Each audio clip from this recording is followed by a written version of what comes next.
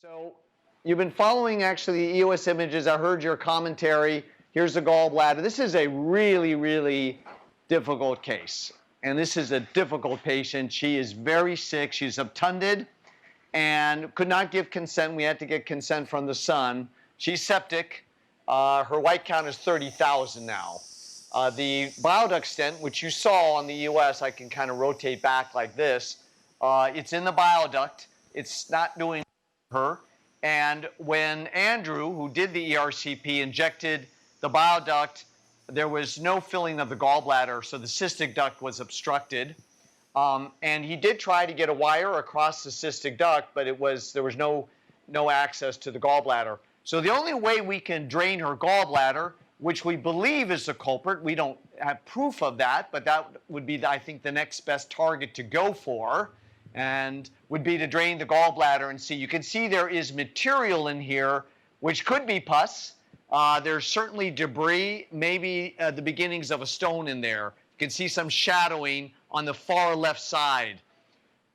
Unfortunately, the gallbladder's not that distended. It's only about 3 centimeters. I measured it out previously. I will gauge the size of LAMS to use, of Axios to use, based on the indication. If we wanted to do lithotripsy and actually drive a adult gastroscope into the gallbladder to do more complex intervention, then we'll use a 15. In this case, a 10 should be sufficient. Plus, we have a fairly limited size gallbladder. There's a big cyst, by the way, here in the liver. So please do not confuse that for the gallbladder. All right, so let's get this thing drained here. So this is where hopefully we can make up for some of the time here so we can move through our cases. And this is really the reason why I developed Axios. It's to drain the gallbladder. I certainly think it is a very attractive alternative to percutaneous drainage. And this patient has been seen by our interventional radiologist for possible percutaneous drainage, and they agreed that they felt internal drainage would be the better option for this patient. And in general, the patients who we know are going to need long-term drainage of the gallbladder that aren't surgical candidates, those are the ones now that are increasingly undergoing internal drainage. Now, what's a little challenging here is the thickness here. I want to find the ideal window. And what's very important is to make sure there's no ascites. You can see there is ascites. And under any other circumstances, if this patient were not septic, I would be a little bit more worried about the ascites. That's a relative contraindication of doing this. The other contraindication would be vessels in the area. And I don't see any, thankfully, here with my eFlow. So I think we can use this as our window. So without, you'll have the chance to see a lot of Axios today. So you can see here, if you look on the device here, I'm just going to rotate it towards you. Have the camera, I think you can see that. Just swap, Jeremy, for a second. You'll see I have it rotated towards you. We're going to unlock here. And the first step is to advance the sheath out. What's very important is not to push against resistance. So if you're hitting up against the elevator, do not push against that. You can see already the echogenic line at the very top. I've got things maximally tipped up here. I'm going to rotate a little bit. So let's get back, switch back now to the ultrasound large. So you can see I'm going to try to tent. It is only at this point that Courtney is going to attach cautery to make the Axios hot, as we say. And we're using pure cutting current. I always check myself to make sure that the settings are correct. So we'll look on our Irby to make sure we have pure cutting current and it's on an effect 7 and 100 watts. Everything is good because we do have a bit of a thick wall. So we want to make sure that we're optimizing our cutting current here. I think we're ready to go. And we're just going to have to be cognizant that when we deploy our distal flange, that we deploy it in the gallbladder. So I'm going to just give a little bit of pressure here, and I'm going to start to press on the cautery now. Just give it a moment, and now it's inside.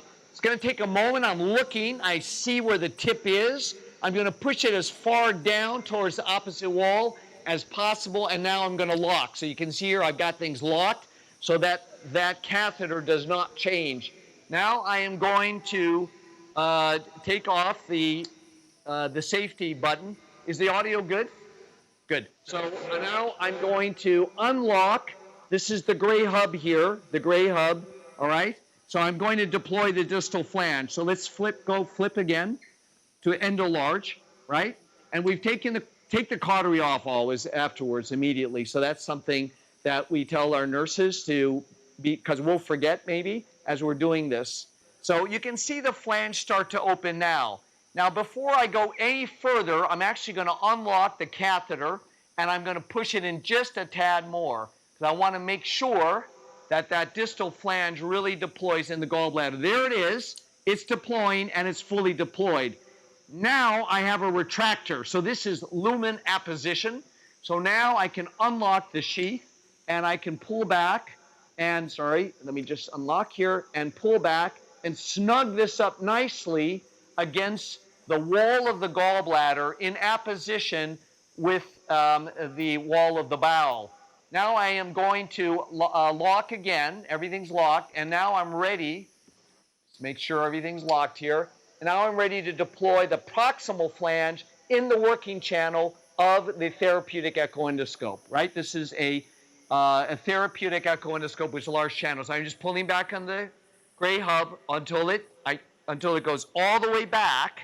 And now I am ready to flip to the endoscopic image, all right?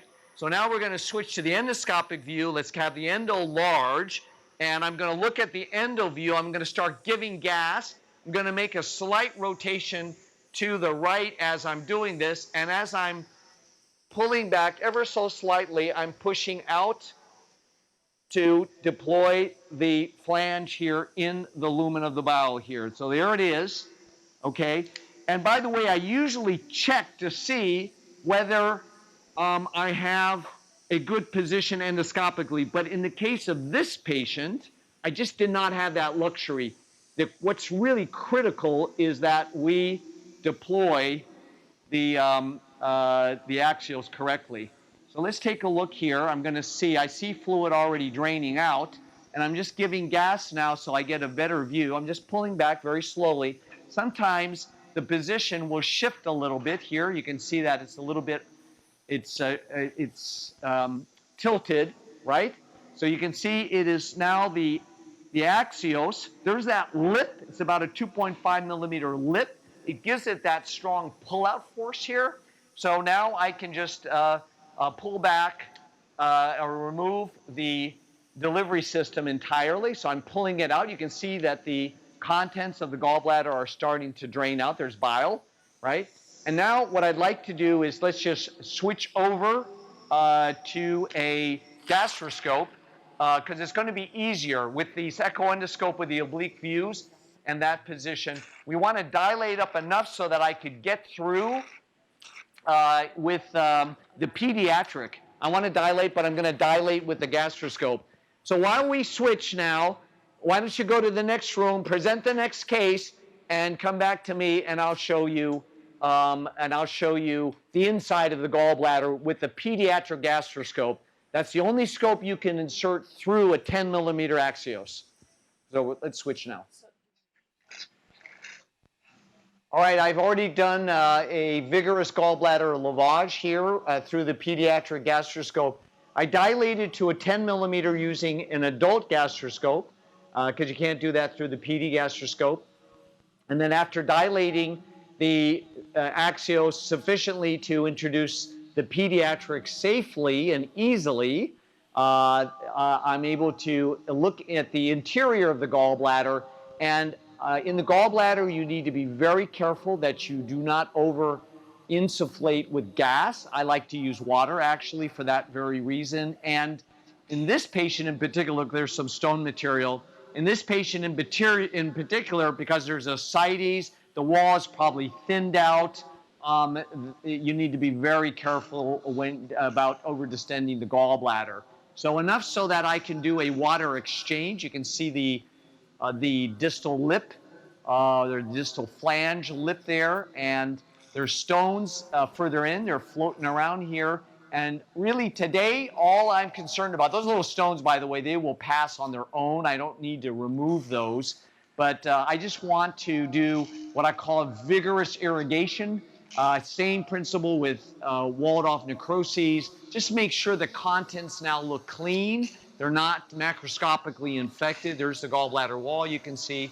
It actually looks reasonably healthy, so I'm happy about that. And as I pull back, you'll see the position of the axios, the 10 millimeter with the 1 centimeter saddle.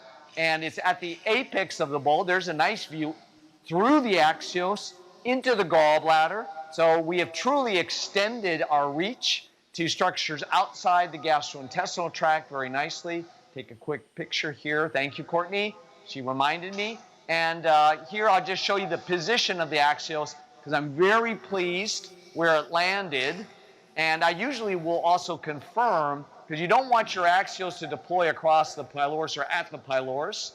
So it's going to be right here at the apex of the bowl. There it is, see? And I can drive very nicely on the side.